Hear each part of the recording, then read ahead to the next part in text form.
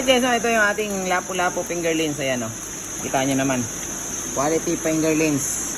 So magpipili tayo ngayong araw na to. Ayan.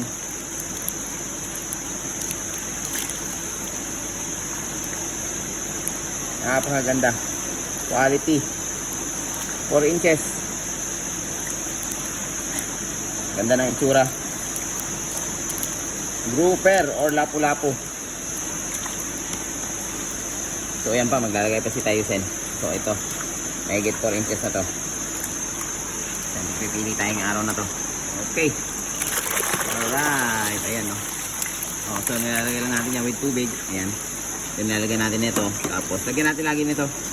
Yung pang saklob sa langaw gabanang. Yung kasi pag dinirect natin to sa batya, sure, so pukit to. Mawawala ng oxygen. Kaya kailangan natin lagi may ganito.